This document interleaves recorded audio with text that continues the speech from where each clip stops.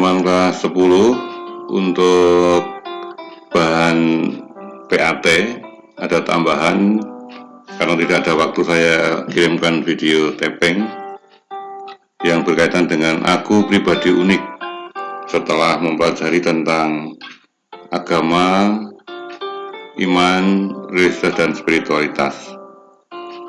Ya, ini bahannya bisa lihat di layar ya. Aku pribadi unik. Nah, mengapa Tuhan menciptakan aku sebagai pribadi unik? Ini poin yang pertama. Jadi kita semua adalah unik. Tuhan menciptakan miliaran orang di dunia ini, tidak ada duanya. Semuanya berbeda. Kata berbeda itu adalah unik.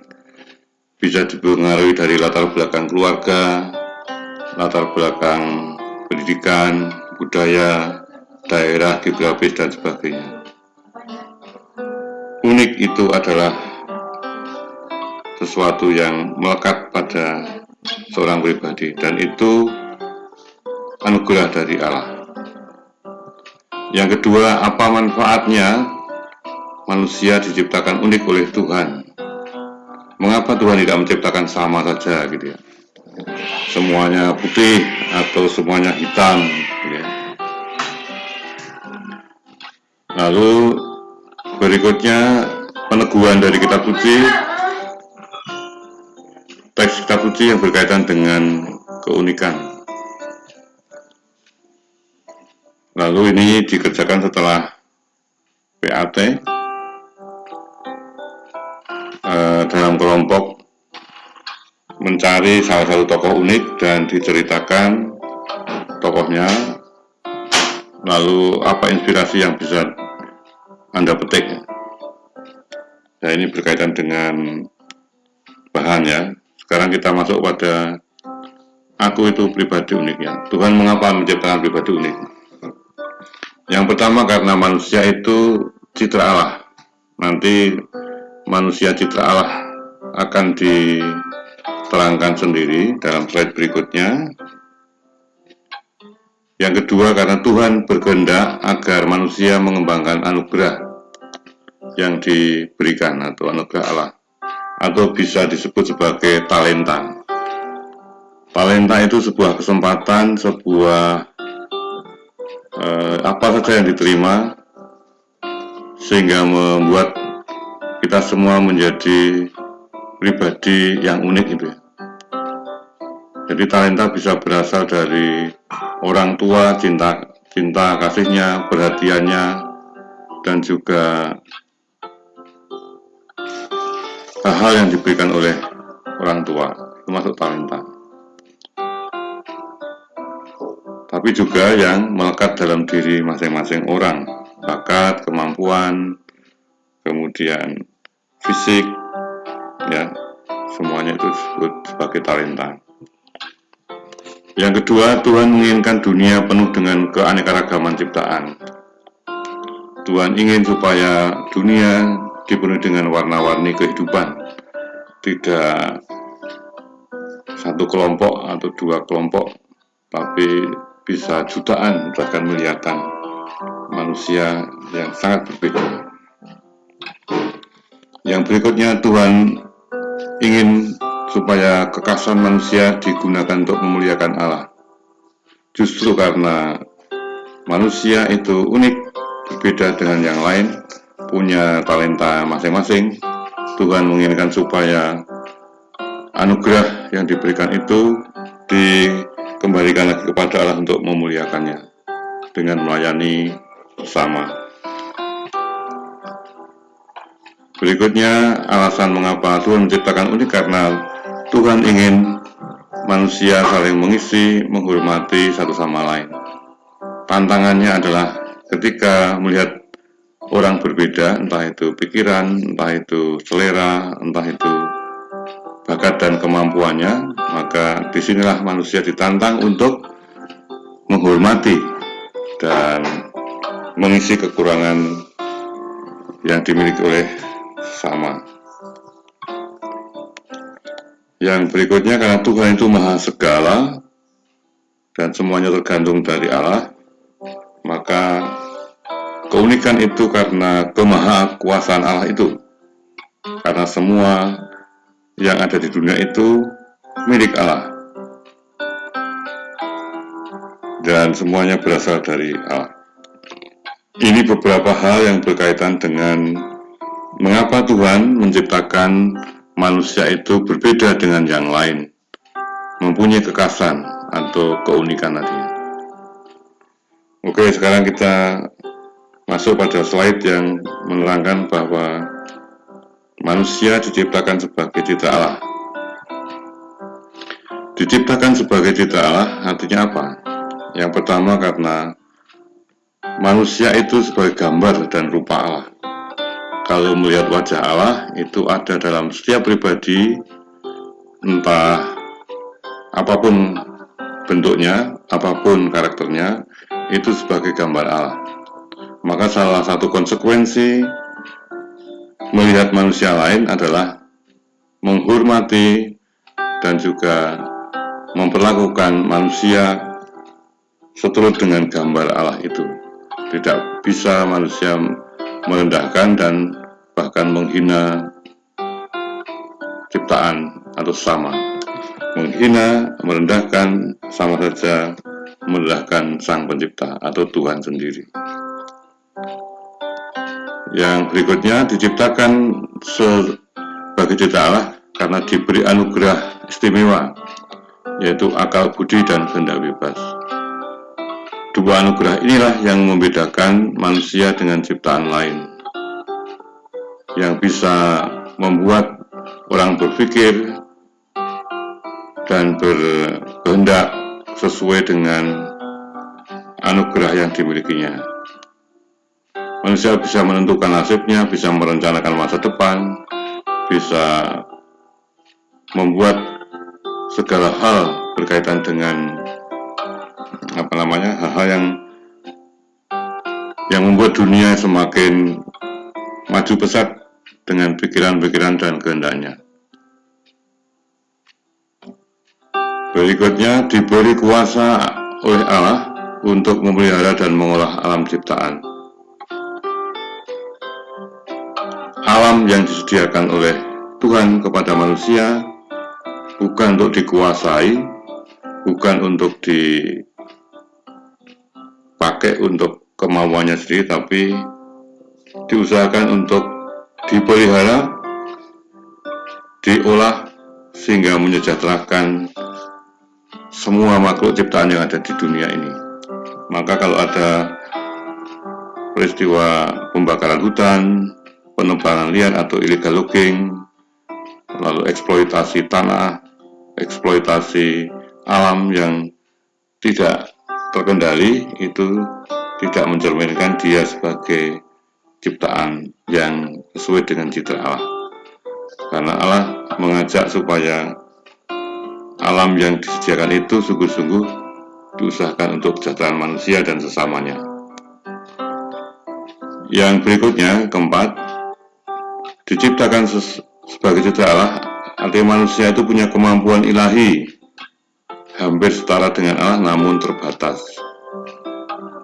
Manusia bisa membuat apa saja kalau mau mengerahkan talentanya, kemampuannya, bisa menembus batas. Ada yang menjadi peramal, ya, ada yang bisa membuat teknologi yang begitu luar biasa, ya hampir-hampir seperti Allah, tapi tidak bisa menyamai Allah, karena Allah adalah maha sempurna, maha tinggi, dan kuasa segalanya. Kalau dibandingkan Allah, manusia itu tidak ada apa-apanya, tetapi dibandingkan dengan ciptaan lain, manusia itu makhluk yang istimewa tadi, yang mempunyai akal dan budi dan punya kemampuan ilahi. Kemampuan ilahi itu salah satunya juga untuk kembali ke Allah lagi, karena jiwanya akan dipelihara oleh Allah ketika dia sudah meninggalkan dunia ini, meninggalkan dunia fana, kembali ke alam keabadian. Nah, kalau kucing, kalau anjing, kalau sapi, binatang-binatang yang mati itu tidak seperti kalau manusia itu meninggalkan dunia. Perlakuannya kan lain karena dia punya kemampuan ilahi atau mempunyai roh di dalam tubuhnya. Yang berikutnya diberi tugas untuk berpartisipasi dalam karya keselamatan Allah. Kaitannya dengan talenta tadi ya, kaitannya dengan anugerah istimewa tadi, tugas untuk memuliakan Allah, artinya mengerahkan segala hal yang dimiliki oleh masing-masing pribadi untuk kemuliaan Allah. Belajar yang keras, berlatih terus supaya mencapai hal-hal yang sempurna sehingga lalu dapat digunakan untuk mengisi hidup, dan itulah yang disebut sebagai partisipasi dari karya keselamatan Allah. Ya. Kalau punya suara yang bagus, nyanyi di gereja, kalau punya kemampuan untuk bermusik, ya bisa melayani untuk bermusik. Kalau dia pintar dalam hal kemampuan data-data dan sebagainya juga bisa dipakai untuk melayani sesama dengan data-data itu, tanpa dia harus orientasinya kepada keuntungan. Nah, ini yang terakhir, manusia diciptakan sesuai dengan citra Allah karena akhirnya manusia akan dipanggil menuju Allah dalam kesempurnaan, dipanggil untuk terus-menerus menjadi sempurna seperti Allah sempurna. Terus-menerus manusia dipakai Allah untuk menjadi sempurna. Jatuh bangun, dosa dan sebagainya dalam kelemahannya, tapi manusia terus-menerus dipakai Allah untuk sampai pada kesempurnaan hidup. Manfaat apa yang diperoleh ketika manusia itu diciptakan unik oleh Allah? Satu, manfaatnya karena untuk melengkapi tugas yang komplementer itu ya, saling melengkapi. Kalau di antara 36 atau 37 komunitas kelas itu berbeda-beda, maka nanti tugas kelompok atau tugas sekolah itu bisa dilengkapi dengan kemampuan masing-masing itu ya. Itu salah satu contoh bagaimana itu diterapkan di kelompok komunitas kecil ya, kelas. Atau di keluarga misalnya, masing-masing anggota keluarga bisa mengambil peran, mengambil tugas untuk bagaimana saling melengkapi itu. Yang kedua, saling menghormati. Justru dengan perbedaan itu tidak saling merendahkan, tidak saling membuat yang lain lebih tinggi, yang lain lebih besar, yang lain lebih mulia, tetapi semua setara di hadapan Allah tadi ya, sesuai dengan citra Allah. Seperti keindahan bunga yang berwarna-warni dengan sumbangan berbagai macam tanaman untuk sebuah kerangkaian bunga yang bisa dinikmati pemandangannya atau pesonanya. Demikian juga manusia yang ada di bumi ini dengan berbagai macam karakter, dengan berbagai macam perbedaan, Tuhan mengajak supaya bisa terjadi harmoni atau keselarasan. Yang ketiga, untuk saling mengembangkan diri. Bagaimana dengan masing-masing talenta yang dianugerahkan Tuhan itu bisa dikembangkan, tidak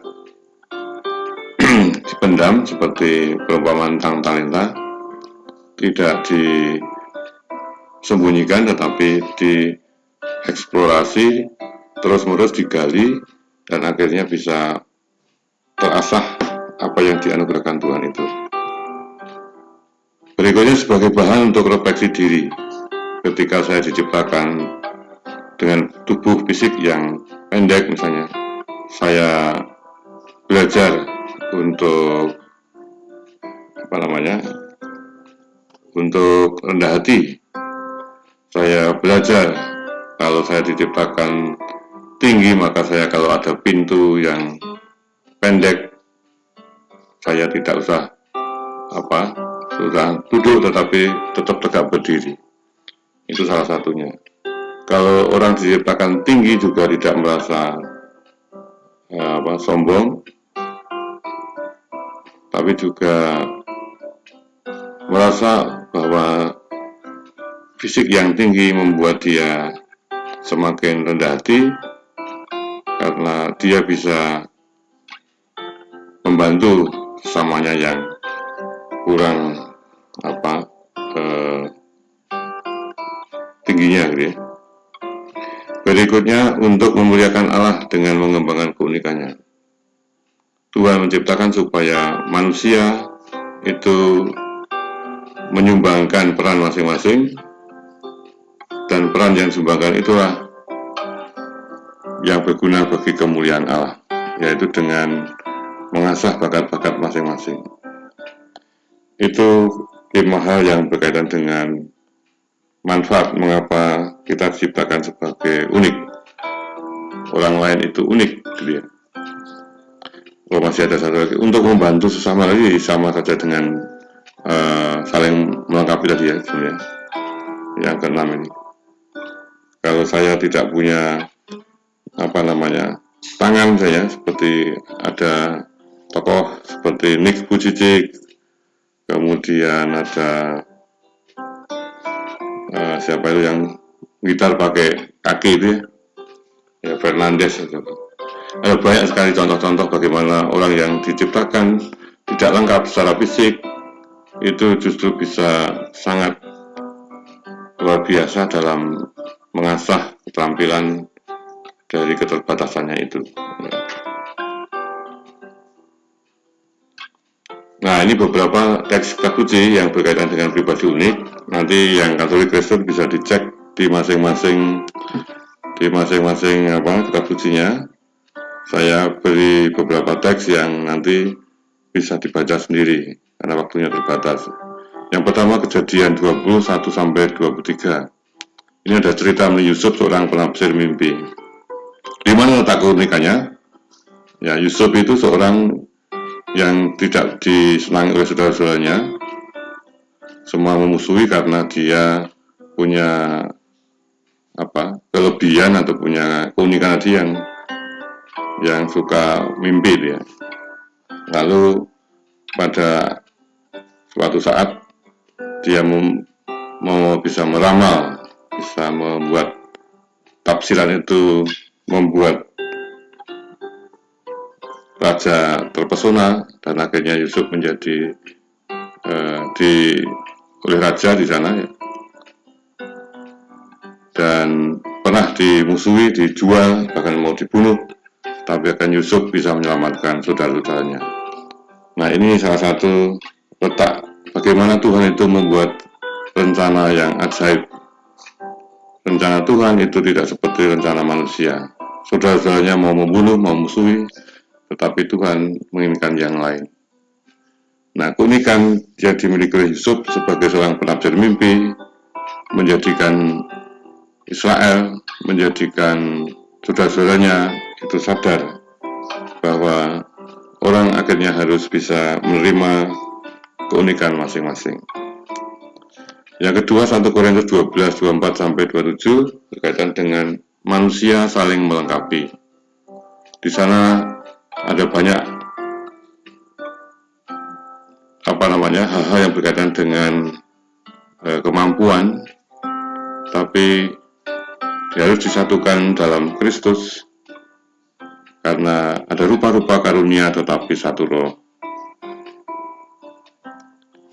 Kejadian 1, 26 sampai 31 ini berkaitan dengan penciptaan manusia cipta Allah, dan laki-laki dan perempuan. Laki dan perempuan. Cipta Allah tadi sudah diterangkan, ada 4 hal yang penting, dan laki-laki perempuan sebagai keunikan sendiri berkaitan dengan jenis kelamin.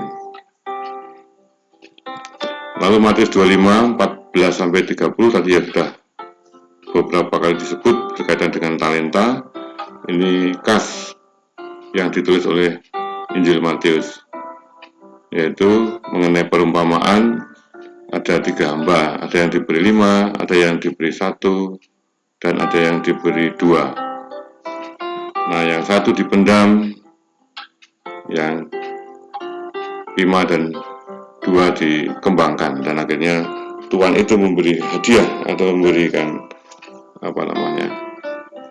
labanya atau bunganya dengan berkelimpahan.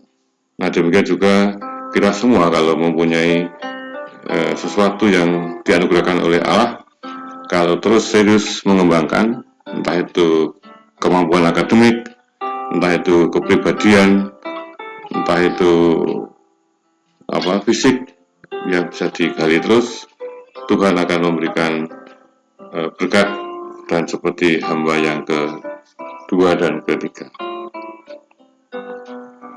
Ada lagi Lukas 15:1-10, ini cerita tentang Zakius. Ini contoh seorang pribadi yang unik ya, karena pendek badannya, pekerjaannya juga unik karena pemungut cukai, tetapi Tuhan berkenan bertandang ke rumah Zakius untuk menyelamatkan hidupnya. Dan akhirnya uniknya lagi, Zakius dengan kedatangan Yesus itu bertobat dan meninggalkan segala yang menjadi orientasi hidupnya ya, harta, uang dan sebagainya. Ini beberapa hal yang berkaitan dengan keunikan, dan nanti bisa Anda cari lagi di teks Kapuji, entah itu contohnya, entah itu maknanya, entah itu hal yang berkaitan dengan kekhasan dan perbedaan lagi. Nah, ini secara khusus Mazmur 139. Di sana dikatakan bahwa Tuhan itu begitu memperhatikan segala gerak-gerik manusia. Ya, entah aku berdiri, entah aku berlutut, dan Tuhan itu sungguh-sungguh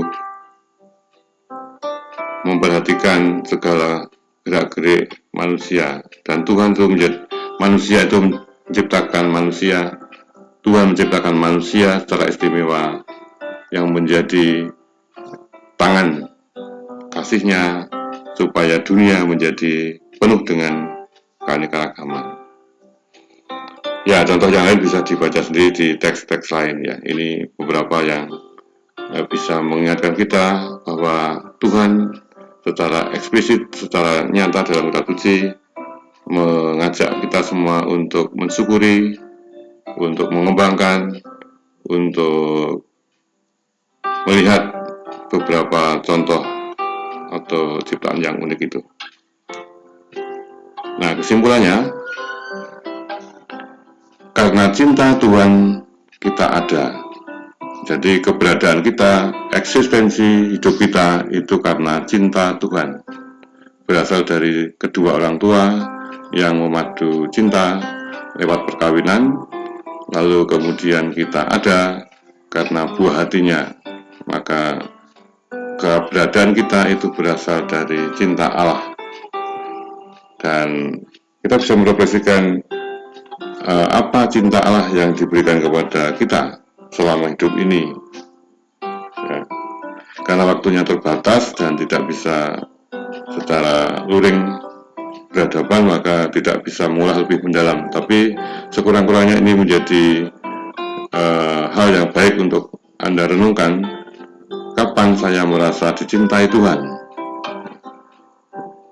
Anugerah-anugerah yang diberikan kepada kita, kehidupan, nafas, dan juga fasilitas, semua yang diberikan orang tua kepada kita sebagai bukti cinta Tuhan. Menciptakan kita manusia sesuai dengan kehendaknya. Tapi jangan heran ketika kehendak Tuhan itu kadang-kadang tidak sesuai dengan harapan manusia. Misalnya Tuhan menciptakan seorang yang tidak lengkap tidak lengkap badan tubuhnya, tidak lengkap mentalnya gitu ya.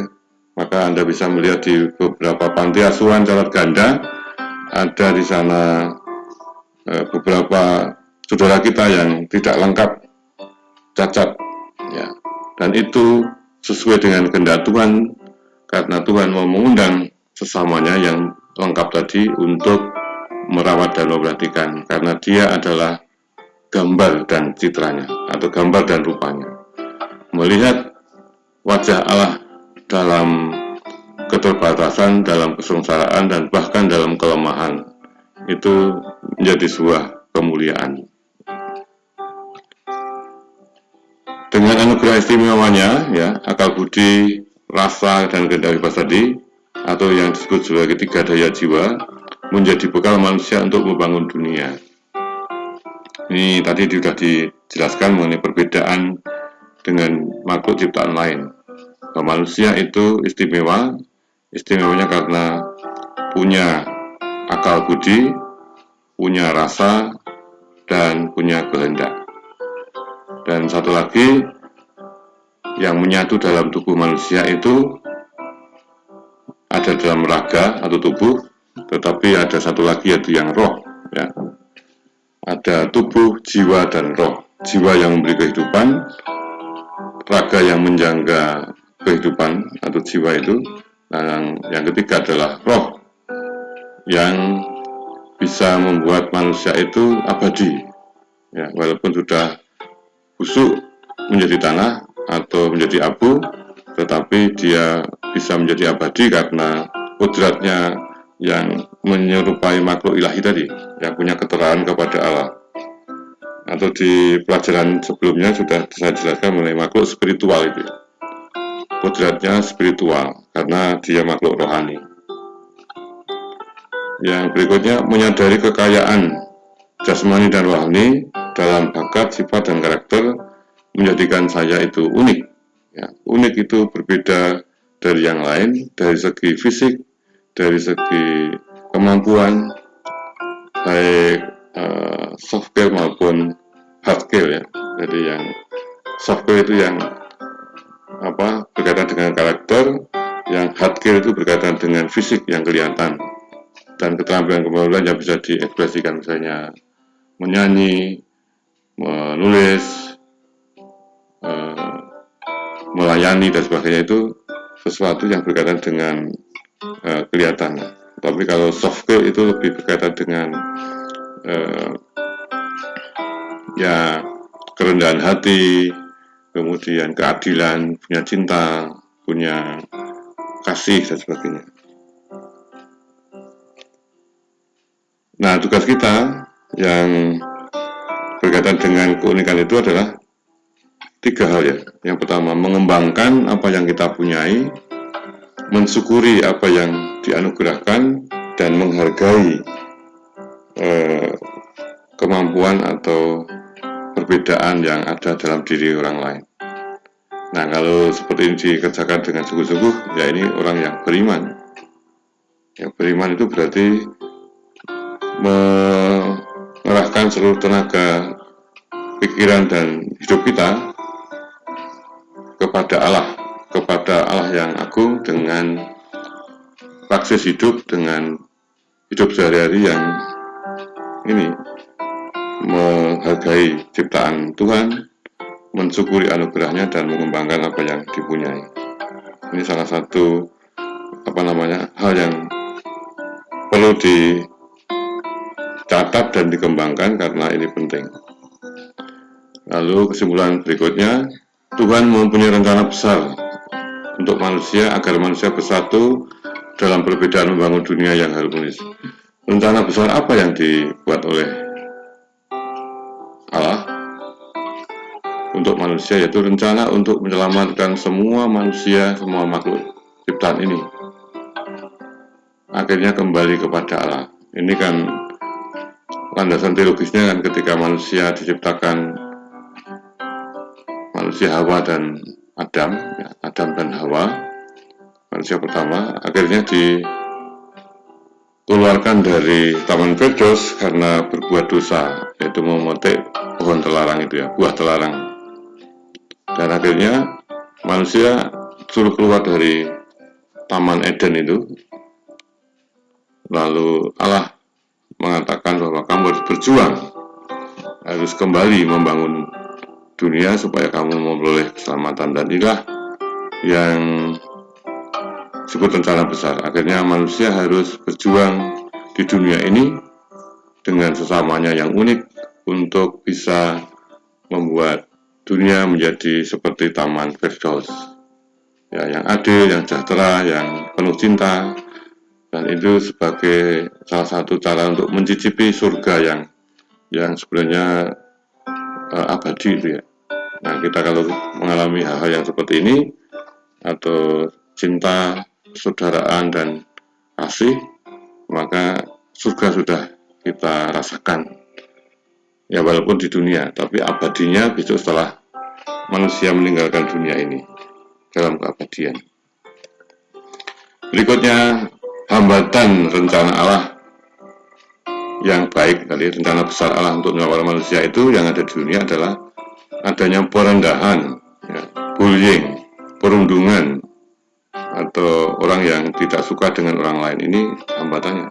Ya, tidak terjadi rencana yang besar ketika manusia saling mencaci maki, saling dendam, saling merendahkan satu sama lain.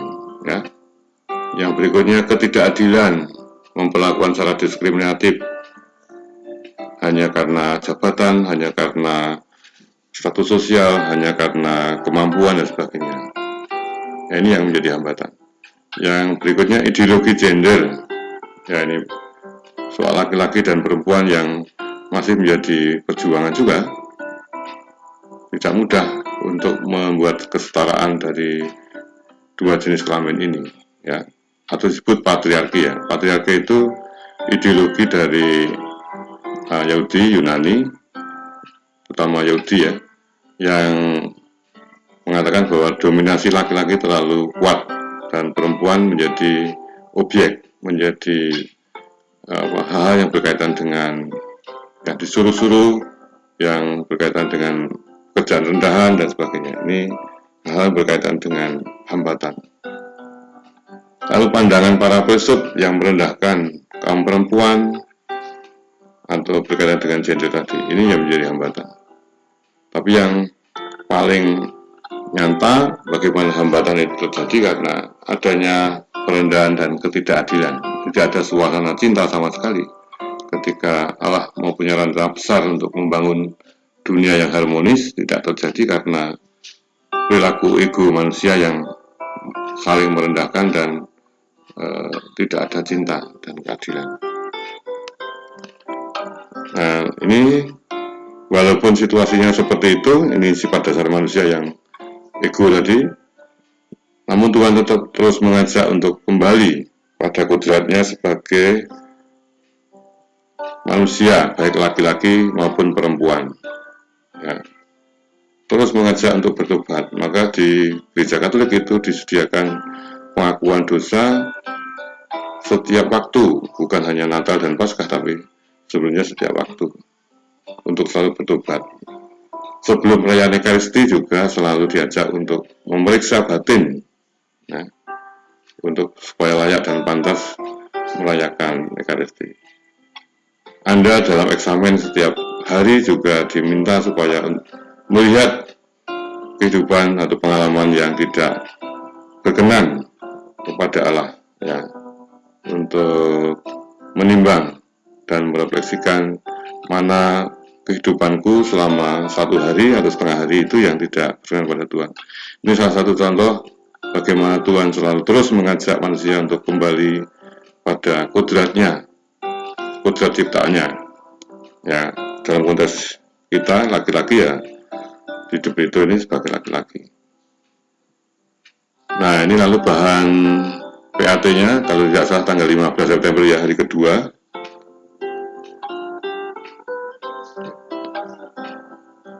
Bahannya seperti yang sudah pernah dijelaskan, pernah untuk ulangan kemarin ya, kuisis, yaitu agama, iman, religiusitas, dan spiritualitas. Masing-masing Anda pahami persis seperti yang sudah ada dalam PPT ini ya, atau di ulangan. Ya, pengertian, contoh, dan hubungannya. Agama itu belakangan munculnya Tapi yang paling pertama adalah religiusitas, ya. Baru setelah itu iman, kemudian diwadahi dalam agama, dan dikembangkan dalam spiritualitas dengan berbagai macam kasanah spiritualitas yang ada di mana-mana. Lalu ada istilah-istilah agnostisme, humanisme, ateisme, dan farisiisme. Agnostisme berkaitan dengan orang yang percaya kepada Tuhan, namun Tuhan itu dianggap hanya ya ada saja, tapi tidak pernah dihayati. Maka agama, hal-hal ritual, hal-hal yang rohani itu tidak diminati dan bahkan ditolak. Dan akhirnya menjadi orang yang humanis atau humanisme, hanya mementingkan hubungan antara manusia, sosialitas manusia, ya, tapi tidak pernah bicara pada hal yang rohani, yang sakral, yang misteri dan mistik, ya. Akhirnya jatuh kepada aliran ateisme, yaitu menolak. Akhirnya ngapain saya buat hal-hal seperti itu, ternyata Tuhan itu tidak ada. Nah, ini kalau memelihara hal agnostisme akhirnya menjadi ateisme. Lalu farisiisme itu yang berkaitan dengan berlebihan orang mengabdi pada Tuhan lewat ritual itu atau aturan-aturan agama. Dan Tuhan tidak menginginkan aturan-aturan agama karena agama itu berasal dari manusia, bukan dari Tuhan. Maka agama tidak bisa menyelamatkan hidupnya, jiwanya. Tapi yang menyelamatkan itu adalah iman, keyakinan akan Tuhan yang dihayati dalam hidupnya, ya. Saya sudah menerangkan mengenai perwujudan iman itu harus seimbang antara ungkapan dan perwujudan. Maka kalau hanya ungkapan, ya seperti orang Farisi, jadi tidak akan menyelamatkan hidupnya. Orang Farisi menganggap bahwa keselamatan itu diperoleh lewat aturan-aturan hukum dan laku kesalehan agama. Tapi bagi Yesus itu bukan itu. Ya, laku kesalehan agama penting dan baik, tetapi itu menolong untuk menjadikan saya semakin menjadi beriman. Lalu pribadi unik yang barusan dijelaskan tadi, pengertian kalau tokoh itu setelah PAT saja, lalu teks kitab suci. Ya, lalu diciptakan sebagai citra Allah. Oke teman-teman, ini bahan untuk tes PAT. Semoga Anda bisa mempersiapkan dengan baik dan nanti nilainya juga memuaskan, gitu ya. Kita sudahi untuk penjelasan ini.